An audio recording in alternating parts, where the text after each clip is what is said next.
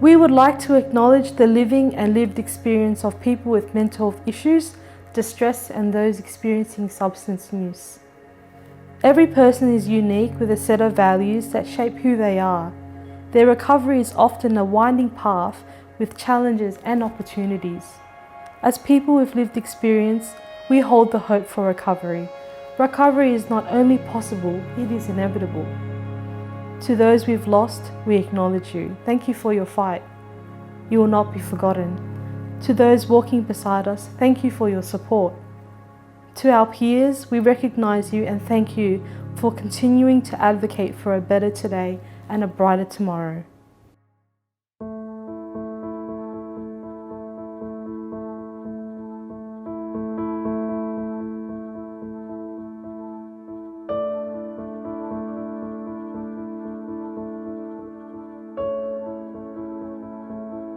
What drew you to becoming a consumer peer worker? Just helping people find their voice. We were a group of people that had no voice, didn't realise that we had a right to have a say. There's an understanding with mental illness that I think you only get when you've lived it. My hospital admissions were quite traumatic. I wanted to try and change the way we treat people. I really just wanted to give back. Yeah. I lost my brother to suicide and then felt compelled to do something to address that issue in a real tangible way. There was part of me that wanted to get involved and start working with people who were going through similar experiences to me straight away. It was curiosity and wanting to be able to do something that I felt had meaning and could give hope to people, yeah. Being a peer worker is a statement of it brings positivity. You know, things can change. What do you do at work? A whole range of things. I talk to people. I listen to people. I have coffee with people. It can be really simple stuff like just saying hello to somebody in outpatients. Sitting with someone who's feeling sad and just being there with them, you know. Empathy that is absolutely essential in the role of a peer worker. Show them that you can have a serious mental illness and still recover to a certain point where you're able to work. Helping people work out what recovery means for them. I help people when they're kind of in a bit of an emotionally heightened state, when they're in a bit of distress. You know, I'll introduce them myself and say I'm a peer worker and, you know, would you like to know just a little bit about what a peer worker means? Helping the person to do self-advocacy. Or going to clinical meetings, being there with the doctors and the rest of the team, with the consumer. I think peer workers help bridge the divide between clinicians and patients or consumers. Sport, art, music, basically getting people back in touch with the things that mental illness might have stolen from them. We sit on committees. We sit on a lot of committees. Games days, movie days, we have a recovery group once a week. No day's the same. Do forums a couple of times a year. We have a women's health forum, men's health forum and a general consumer forum. Do you get paid for this job? Patients often say to me, Paul, do you get paid to do this? And I say yes. But in the past, it was volunteer work. I do get paid for this job, but it's definitely not the payment that motivates me. Yes, I do get paid because I have bills to pay too. It's my career, it's my job, it's what I look forward to every day when I wake up. It's something that not everyone can do. It involves a very special skill set and a very unique set of life experiences. It's paid work, and I think rightly so. I think all the peer workforce really work incredibly hard. How can you be positive about mental illness to people you support? Hasn't it negatively affected your life? In fact, it's the exact opposite. I get to turn up as, I guess, physical proof of the fact that recovery is possible and you can overcome these things. You as a peer worker need to be positive to give them hope. But it's made me the person I am. Yeah, when I'm with people, I don't want to be their glum and negative. I'm always doing my best to be positive and hopeful. Having a mental illness doesn't have to define them. Understanding the difficulties of my own journey helps me to understand and support people in the difficulties that they're having. And telling them about turning points, about things that change. Lived experience gives me like this gateway to working with people who have had the same experiences. First, I think it's about actually acknowledging the negative realities of what people are going through and allowing them to feel a bit more comfortable in that.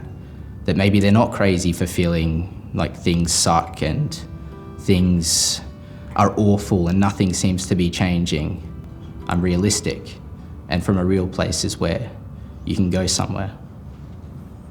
Maybe a positive place. How open are you about your lived experience? Oh, I'm very open. I do share with you, I'd say consumers a lot, but when I gauge that it's helpful for them. The lived experience part of my role is probably the most crucial. I don't really talk so much about things I don't know about, but if it's something that I've experienced or has helped me in my journey, then I'll share it for sure. I know, when to share and when to be open and when not to be. If it's to share my story to encourage people, shed a bit of light in their recovery, I'm happy to share a bit of my experience, but there's a boundary where I won't go. It doesn't mean that I have to go into the great gory detail of what happened to me. It's just that sensation of being able to say to someone, I've been there and I know how that felt. I don't have to get into my story too much. I can just say I've been there as well. By both being vulnerable with each other, there's that amazing sense of support that can come between two people, and that's really the part of the job that I love. Has your work triggered you, and if so, what did you do? That's a good question. Yes, my work has triggered me. Yes, my work has triggered me, definitely. But just because I experienced those things and it was really hard for me, it took an emotional toll on me, doesn't mean that I stepped away. When you're triggered by something like this, you don't want to wait until the peer supervision next week. You really need to actually talk to someone straight away. Don't just sit with that sort of stuff. I think it's really important if there's something that comes up for you that you share it. I managed that through just debriefing with my manager. And I rang a friend and he said to me, Paula, there's 3 rules in life. He said, breathe again, and keep on breathing. Self-care is a huge part of being a good peer worker. Make a lot more time for fun activities and things that made me feel good. When I get triggered, I'm very lucky. I have good support. I kind of reframe when I get triggered. Well, it just means that if this is hard for me, if this is real for me, then I'm not invalidating the harsh realities of what the people I'm working with are going through. What do you love about being a consumer peer worker? But I've actually, making a positive difference, even if it's just in the here and now. I think it's the people. The best part, it has to be about meeting people, especially when you meet them for the first time. Being able to support people when they're going through the hardest days of their lives. Sharing their experience is such an honour. We make each other feel less alone and we fit in with each other. The relationships I've created with my fellow staff members. Being around other consumer peer workers. I feel very valued in where I work and in the service, and I like feeling appreciated too. I like those nice feelings. I've been able to conduct lectures, I've been able to run education workshops. We meet people in the worst times of their lives, their worst experience, the hardest days, but people have rich lives from before, and when they get to talk about that, you can see that life coming back. But as a consumer peer worker, I know that everything that I've suffered has come to a point. There's been purpose in it, which is incredibly satisfying. We get to help people remember that life is not just about mental illness. Can I ask consumer peer workers if they are okay if they seem unwell? Well, yeah, I don't make any rules about what people can say or not say. But I don't have a problem if somebody is genuinely concerned about me, as long as they do it in a respectful way. Always ask, I think, if you're in doubt, or ask someone else to ask them who's a bit closer to them. My manager would do it for sure, my team leader would do it for sure, supervisor would do it for sure. People should always be looking out for one another anyway. I wouldn't necessarily say just because someone has a diagnosis that you should say, "Are you okay?" every few days. But I mean, if someone notices that I'm not feeling so great, then I think I would appreciate it if someone asked, "How you going?" You know, I'm thinking about you. I think that's just a good thing in any workplace. Follow your gut instinct and, you know, treat that person as you would a colleague or as you would like to be asked yourself. We're probably okay more of the time than people would think. We've been dealing with discomfort for a very long time. And yeah, I think we should be respected in that and not be viewed as kind of fragile flowers. You know, we've been through a lot, yeah. Do consumer peer workers have boundaries?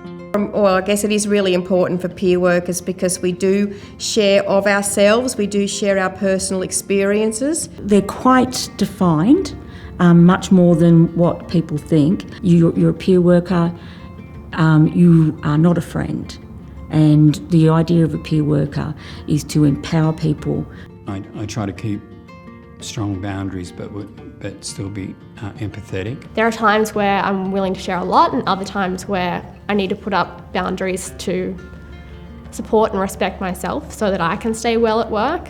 What I hope I'm sharing is what's beneficial and I guess wanted or needed by the person that I'm sharing with. To show that people can have boundaries, can say no to things, but still exert kind of unconditional positive regard. Do you feel accepted at work in the way other staff are? I think we're accepted, but I think as far as being included, there's a little bit needs to be done there. Yeah, I do and I don't. Like, there is still, I really feel included and I feel valued. And as a sort of like a recognised discipline, it's still got a little bit of a way to go as far as acceptance. It can be very difficult at times when you're coming into a work setting where there's doctors, psychiatrists, registered nurses, people who've done so much training and have so much education about mental health. It can be very intimidating. And I just think it's because it's a culture.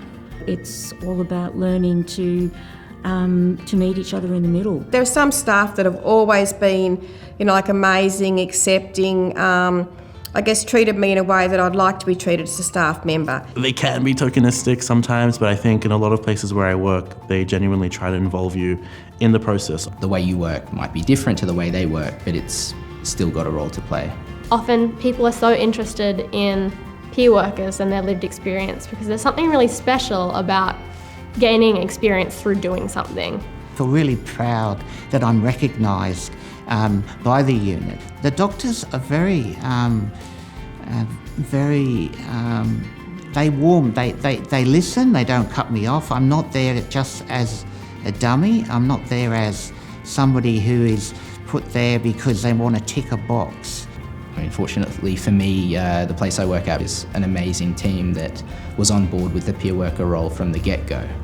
And I feel accepted as just another member of allied health. Okay, how can peer workers and clinicians work better together? I just think openness and communication is always a key to everything. There's a valuable opportunity for us to speak to the team about our life and our experiences. It's really important for us to work with the doctors so that they understand what we do is important. You're actually talking to someone, especially in my case, who has 53 years of lived experience. The head psychiatrist always pulls me aside and says, is there anything in there that we, should have said differently? Is the language that we're using to describe patients and consumers, is that okay? It's a nod of respect to the fact that I've been there, I know what it feels like, and I know how I'd like to be described and thought of by clinicians. Perhaps clinicians being more open to referring the people that they're working with to peer workers, incorporate the peer worker into the multidisciplinary team a little bit more, as you would a dietitian or an exercise physiologist perhaps. Yeah. And so I think when the clinicians realise that I'm not out to get them, that I'm out to help the person that they're working with, and to help them to be able to work better together, then that seems to make the difference. What would you say to someone thinking about becoming a peer worker? Do it! Do it! Do it. Give it a go. Yep. It's something that you that resonates with you, then yeah, go for it. Go for it.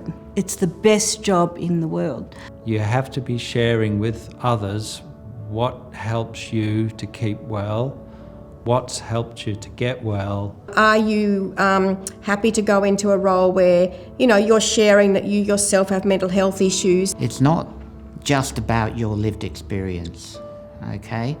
You've got to be able to be a good communicator. You've got to be able to tell your story. If your journey's sort of early in the piece, start to think about what's working for you, what's helping you, what isn't helping you. I would say try and write your story, because a lot of what you do as a peer worker is telling your story, telling what you've understood from your story, what you've gained from your story, your insights, your reflections. Someone becoming a peer worker needs to be very resilient, very hardy, be a team player. If you've got that passion that you just want to walk alongside people, help them see the hope. Those moments are there that people do benefit from the time they spend with us. It is very, very special. It's really rewarding at the end of the day, and you make a big difference in people's lives. I think that this is really a way that we can allow people who have suffered through so much to shine, because it's their opportunity to make their darkest days mean something and become something really beautiful.